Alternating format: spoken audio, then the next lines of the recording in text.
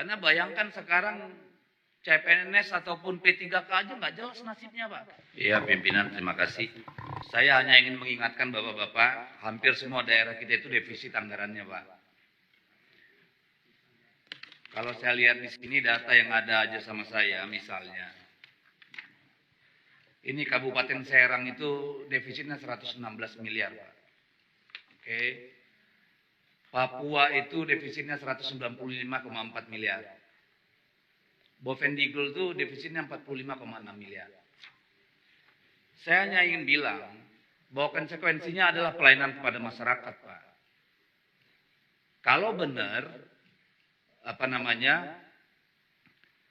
APBD yang mereka ajukan dan disetujui oleh pemerintah itu betul-betul tidak efisien, Pak Mendagri.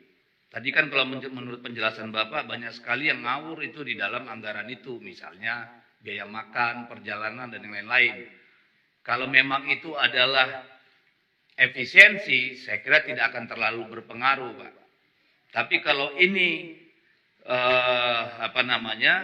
tidak hati-hati kita, maka ini akan berdampak terhadap kondisi real di daerah, Pak.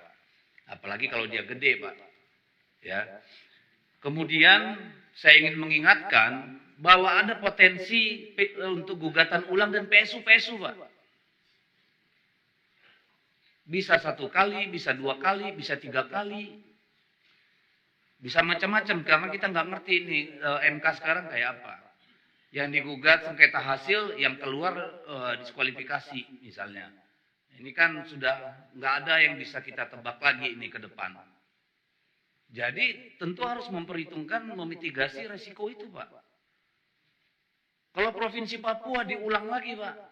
Misalnya tingkatnya provinsi ini. Nggak gawat kita.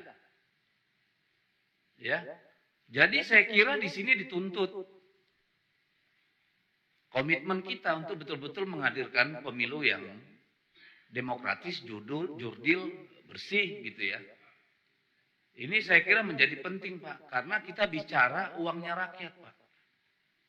Kita bicara pelayanan kepada publik, bukan IO event pilkada, Pak.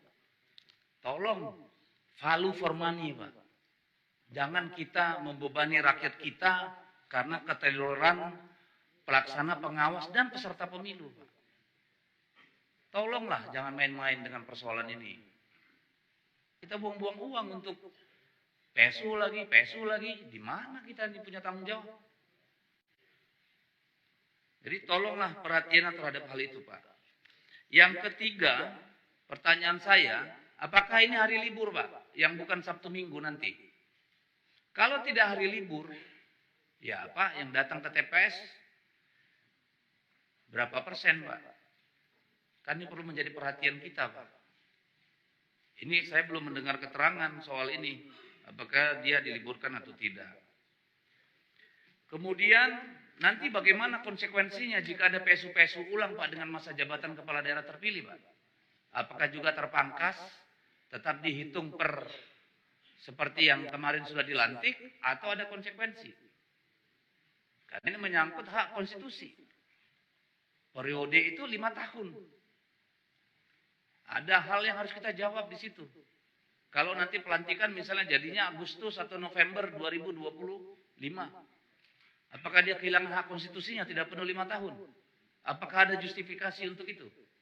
Kan perlu dipikirkan. Ya. Lalu kemudian nih kepada KPU, Pak, tentang kampanye dan tahapan. Saya berharap nggak perlu lagi ada kampanye jor-joran, Pak. Kalau perlu di sini, Pak, duduk bareng dengan para peserta pemilu, Pak. Yang paling penting itu seluruh rakyat di daerah itu, seluruh pemilih tahu siapa pasangan calon dan apa yang diperjuangkan. Dan itu bisa lewat brosur, Pak. Dipastikan setiap rumah mendapatkan itu, Pak. Apalagi yang yang tidak mengganti pasangan calon atau hanya wakilnya yang diganti, Pak, nggak signifikan, Pak. Untuk kemudian tahapan pemilunya seperti tahapan pemilu yang normal, Pak. Ini tolong jadi perhatian, Pak. Supaya apa? Kita bisa mengawasi pemilu itu lebih bersih, Pak. Karena kalau terlalu ramai di lapangan, Pak, yang bermain politik uang dan sembako nggak terdeteksi, Pak. Tapi kalau dia betul-betul di-manage kampanyenya, kita bisa berharap pemilunya jadi lebih bersih. Itu kalau menurut saya. Yang kelima, saya ingin mengingatkan bahwa efisiensi jangan mengorbankan kualitas, Pak. Ya, karena resikonya nanti ngulang lagi, rugi juga kita. Jadi efisiensi itu betul-betul tetap dengan konsep tadi, value per money, tapi kualitas tetap. Ya, jangan sampai hanya efisiensi, tapi hasilnya nanti di belakang kita ngulang-ngulang lagi. Yang terakhir nih ke KPU, Pak.